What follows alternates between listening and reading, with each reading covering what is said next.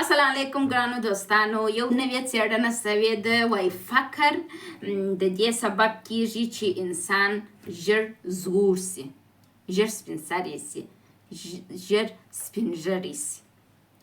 او فقر د زړښت سبب کیږي. تاسو وګورئ، زه پروانه زیایي، تاسو اوس ما مخ وینئ او ګردشیان وینئ. زما په مخ کې هېڅ داسې یو علایم تاسې نه وینئ چې زه کاملا د 2 کالو ویسېږم نسبت زما د هېواد ښځو ته. خو که تاسو په افغانستان کې د یو کلي ته ولاړ شئ، یو کورنۍ چې ډېر جدي اقتصادي مشکلات لري، د هغې هلته یو 22 کلنه ښځه راواخلئ، د پروانې زیایي سره یې مقایسه کړئ، وګورئ چې څومره فرق دی. زه پروانه زیایي 10 کاله د جدي ناجوړیو څخه کړېدلې یم. زه فی الحال هم ډېر قوي دواوې خورم او ډېر قوي دواوې د دې سبب سوي دي چې مثلا پر ما تاثیر وکړي.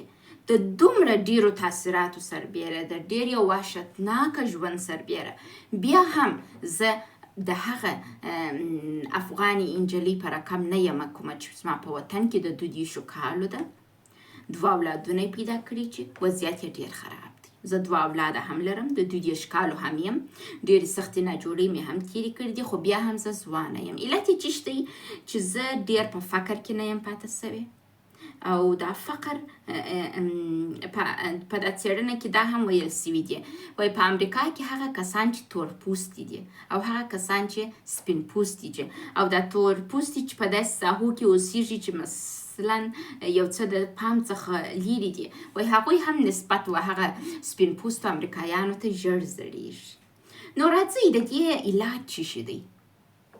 علاج یې څه دی چې ولا فقر خو ما زړوي. راځئ د فقر سره مبارزه زده کړو، هڅه وکړو چې ځان د فقر سره وباسو، بل په فقر کې خپل ځان مثبت لوري ته وهڅوو، او بل داسې یو څه وکړو چې په ځان کې ادراک د شتمنتوب ولري. انشاءالله زه د نوي حکومت ته ډېر مثبت فکرونه لرم.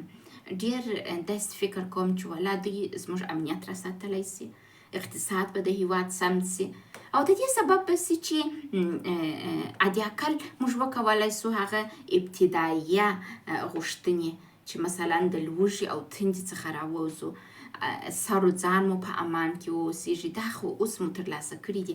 انشاءالله ښه قدمونه به واخلو او هېواد مو یو منسجمتوب ته روان دی.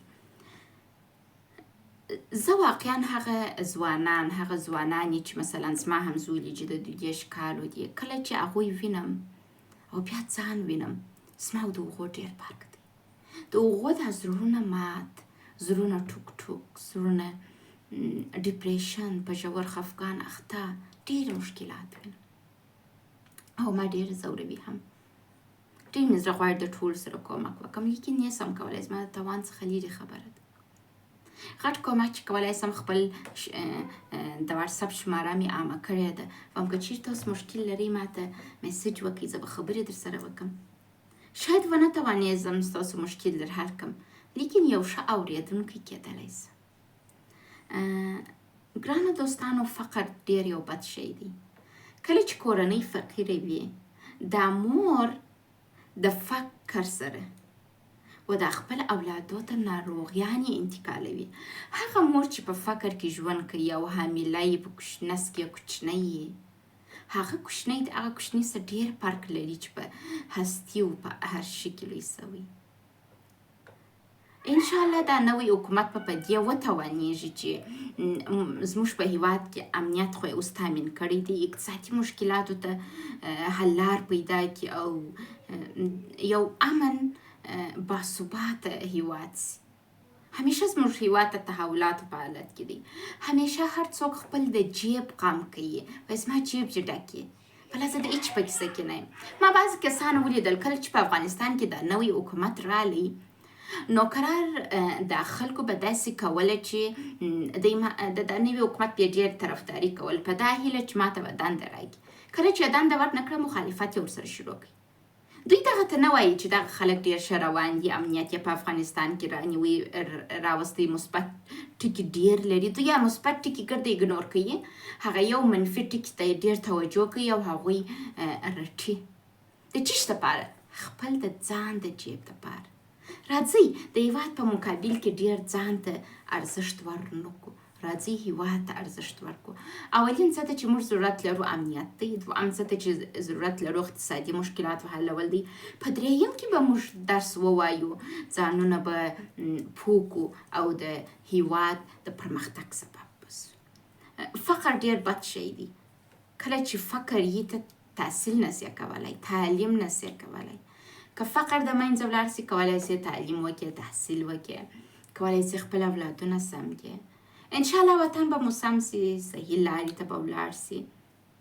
خو دا په یاد ولرئ، که چېرته اوس په فقر کې ژوند کوئ، هڅه وکړئ خپل ځان د فقر څخه وباسئ. هڅه وکړئ فقر ته نه ووایاست.